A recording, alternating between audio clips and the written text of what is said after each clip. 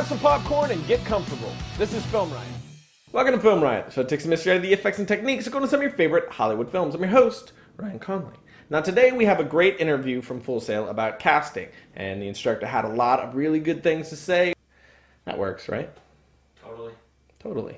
Anyway, I don't want to waste any more time since there's lots of great info to come, so off with you. Hey guys, we're at Full Sail University in Orlando, Florida to catch up with their casting instructor, Mike Witherspoon. Now you guys send in the questions and we're gonna ask them. Come on. I'm the course director for producing. I teach the final class here in the degree. What I do is I help the students transition out of the university world into the industry world, and we make them apply a lot of the stuff that they've learned in the earlier curriculum so that they can be more successful in the industry side. So what we do is we make them evaluate what they learn, apply what they learn, and actually focus on their future. All right, can you explain to us the process of casting? Like, what is it? How do you advertise your casting call? Well, we back in the olden days, in 2002, we actually used to just email out our casting calls to the actors. But through technology advances, spam filters have made that kind of obsolete. So we had to change direction. We found that applying more of a passive advertising system worked. In other words, we post things to a site that actors subscribe to. And we found that MySpace was actually very effective in this. Really? We can post things to a blog, and then if an actor subscribes to that blog, as soon as we post it, they're notified, and then they can check it out. We found that was very successful, and of course, over the past year, we had a migration from MySpace to Facebook. Unfortunately, Facebook doesn't have the same type of blogging type system, so we're working with posting ads on there and kind of advertising on Facebook, letting people aware of it so that both sites can be very effective. Craigslist is something we've been experimenting with as well. If it's an unpaid gig, like, how should I mention that? Like, would you put that on your flyer? Would you even? Yeah, I'm pretty honest with the actors. I don't want them to be I hate the term deferred. A lot of students like to use it, well, when we make money, you'll make money. It's not going to happen that way. If you're telling an actor straight up, this is what we need for you, this is the commitment, and we'll get you a copy of the film, but to be honest, we can't pay you. If you're straightforward with an actor, and then all of a sudden you do make money, and you pay him a bonus, that actor's going to be pretty happy. Right. You know, they didn't expect anything, you gave them more than what they expected. That's what we try to teach the film students here, is always exceed people's expectations. It's only going to help you. But if they tell an actor, look, we're going to pay you when we get paid, and then if you get paid, that actor could be sitting there waiting for years going, you know what, I worked for these guys, they said they're going to pay me, they didn't, because that's all they hear. So I always tell students, just be honest with the actors. They can handle it. They're big boys and girls. So we don't have money for them. Although some of the productions now have started compensating them for fuel and travel.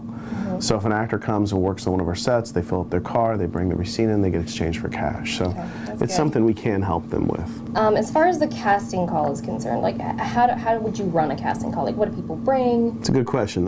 Well, today we're doing our casting calls, and a lot of the actors, it's their first time, or maybe they're just starting out, which is fine.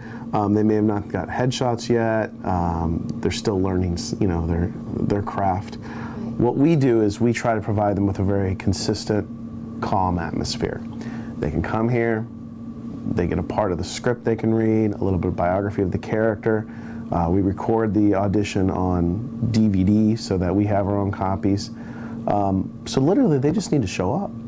That's all. We try to accommodate. We know that not every actor is going to have a headshot, so we don't try to rely on that. We rely on them having nothing. If they have something, that's great. If they don't, no big deal. Gotcha. How many people do you recommend coming to your casting call, and like, what would be their jobs? Well, to run a good session, you're going to need, of course, a good casting director. Somebody who really understands what the director's looking for in talent. A lot of times, directors look for some basic things, like, can the actor talk? Am I able to communicate with him? If the camera's not rolling and you talk about the character, will that person open up to me? A lot of directors like that. I like being able to talk with the actor. Second, have they done it before? I'm a big fan of experience. A lot of my bosses I've worked for like experience. They like people who've been in front of the camera because it's not so intimidating anymore. They're not afraid of it. Another thing a lot of casting directors look for is a sense of humor. Does the actor actually enjoy what they do? It's not a well-paid industry, but it's a lot of fun industry. I mean, look, if you're not getting paid well, you're not having fun, why would you even bother doing it? You know, a lot of us do it because it is fun. So We don't get paid a lot, but we enjoy what we do. Well, I want that in the actors too. So a lot of casting directors look for that sense of humor. So how do you get the actors even interested and enthusiastic about your film? Like, let's say you casted them, how do you get them as enthusiastic as you are about the film? I'll be honest, I let the script do the work. If I'm excited about the project, it's not because of me. It's not because of the crew. It's because of the script. Gotcha. If I'm not believing in the script, I won't work on it. There's no point. You know, I hate working on projects that I know they're going to end in disaster. I've learned my lessons many times. I don't have to do that anymore. I'd rather just go enjoy my time off. So if I'm working on a project, I'm loving the script. And if I'm loving the script, I'm going to communicate that to the actors. This is what I like about it. It's got great timing. It's got great relationships. It's got great chemistry. And you guys are going to be the ones to fulfill that. And I see that in the script, and I see that with you. It's going to happen. The actors start to connect with that because they like hearing that the script is good. They like hearing it's not full of plot holes. They love hearing that because even in Hollywood standards, all the way down to independent standards, plot holes, you know, storylines that don't make sense, that's common. And actors unfortunately get saddled with that stuff. So we try to focus on, look, we're going to focus our energy in making the script work. We need your help to make the characters work. Let's say you wanted like a named actor in your film. How would you go about doing that? The easiest thing, call the agents. Okay. Good news, bad news. The good news is agents are very receptive. The bad news is they would like to be paid. So we're kind of in that catch-22. We don't have budgets we have moderate budgets. And I'd rather have the budget put back into the production itself than pay an actor because there's a lot of great talent here in Central Florida. Now, if somebody really wants a B-lister or an A-lister, then we'll negotiate with the agent. You mentioned SAG actors. If I'm not in a union, can I still use SAG actors in my film? Oh, sure, yeah. SAG has done a wonderful thing. About 10 years ago, SAG started realizing that independent filmmakers are making a big difference. I mean, they've always been here since the 50s, but recently, with distribution methods being easier, you know, I can literally make something and send it to the entire world. They've realized that there are filmmakers out there busting ass making good films. How can they be a part of that? So SAG created SAGindie.com. And it's for all those independent filmmakers out there, basically under $2 million budgets. So they have contracts out there for zero budget, contracts out there for under, I think, $50,000. And so now you can use SAG actors, follow the union standards, yet still be able to have those A-listers or whoever in your film. And a lot of them are very accommodating for union and non-union. What I think they're really trying to do is kind of telling the independent world and the non-union people, there's nothing wrong with what we do. We try to protect you. Look how great our talent is. Working side by side, you see that talent. So they've really kind of opened up their doors to a lot more people. Is it even worth it to have SAG actors in your film? Yes. The reason being is you have an accountability factor. Right. When you have a union actor, they tend to take it very serious. This is their craft. A non-union actor could flake on us. And a union actor could flake too, but if a union actor flakes, we have a rep that we can call him and say, by the way, Joe Schmo was on our film and he just didn't show up the second day and let us hang. Well, the union will step up and say, you know what, we will take care of this, and that actor will get fined. Even though they're not getting paid, what they've done is they've hurt a production. And so I like to have that accountability. It's something that is not stressed enough in the educational system. What happens when you do something wrong? What's the ripple effect? So there's repercussions. Yeah, and the union really it's a nice group to have because you know they can enforce it. Once I've had my casting calls, what are the next steps? Well, usually the casting director sits down with the director and goes through the ones that are the best choices. So if you have a lead actor, and out of the 15 people who you showed up for that one part, you narrowed it down to 3.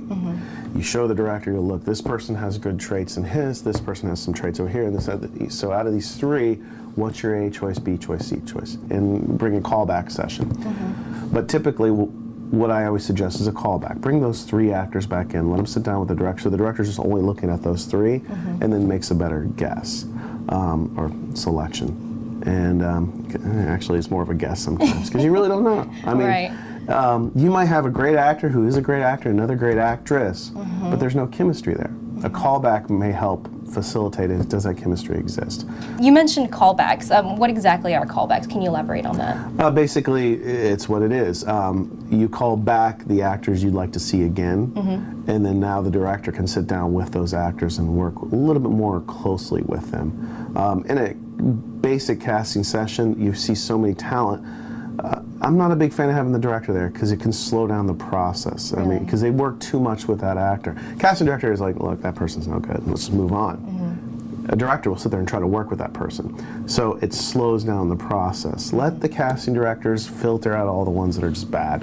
Then when you go, okay, take a look at this small few, and then the director can make an educated guess, or at least a better decision. So once I have my actors locked in, do I have to have them sign forms or anything? There's a talent release form that they sign that basically says we have permission to use our likeness. And then of course, if you have them sign a release form first. And then when we finally get down to they're the selected actor, if they're SAG, of course we need to fill out some more paperwork. If they're not, it's not a big deal. We already have the paperwork. It's pretty easy. Do you have any resources that you can share for aspiring filmmakers? Like DVDs, movies, websites that you go to, books? Yeah, there's and I know this seems weird, there are books out there that are very helpful. Yeah, one of the resources I recommend to a lot of students is Robert Rodriguez's Rebel Without a Crew. What it is, it's a really good, it's a journal, basically. He kept a journal of one of his first films he made. One of the great things about Robert Rodriguez is he likes to put a lot of extras in his DVDs, likes to really tell you how he did the project, which is great. He has this thing called the 10-minute film school as well, where he'll show you a part of a script that he's worked on, and this is how it works. Big fan of that, because there's no one in the industry that I've ever met that says they know everything about film. So we're all learning. Love that book. Shoot Your Own Damn Movie by Lloyd Kaufman. That's a great one. He's a very independent horror filmmaker. Has done movies like Toxic Avenger and just B-level, awful films, but they're great. For DVDs, I would recommend taking a look at any making of any DVD. Ridley Scott's really good about it. Black Hawk Down is amazing. It has a whole nother disc. Gladiator. He's a big fan of showing people how he makes his films. There's some filmmakers I really wish they would go into more detail. Spielberg. Spielberg is I know it's not exciting, but he's amazing when it comes to budgeting and scheduling. He really nails down how much the film's going to cost and how long it's going to take, right down to the day. That's impressive. I would really love to just sit down and pick his brain. And also ask him, why did he make Crystal Skull, and when can I get my $8 back? There's a lot of books and resources out there, a lot of great websites. There's so much, it's really hard to pinpoint down one. Last minute advice for those that are watching. Focus on stories. There are great DPs out there. There are great production designers out there. But the good writers are few and far between. And if you're a writer, keep writing. Have people read your scripts. Have them challenge you on the scripts. Ask why. Why is this happening? Why is this occurring? What's the background? Because that's where our whole industry is falling down on, is we've hurt our own writers. With a writer's strike, the producers basically told the writers they're no good. That hurt us, because we can't have great films with awful scripts. So those people out there, keep writing. Write these great stories. Let your friends read them. Get their feedback and keep improving them. Don't just have one, have 10. And having great stories, you're never going to be out of work very long. So. Awesome. Well, thank you so much for meeting with us, Mike. We really appreciate your time. 3, 2, 1, and we're back!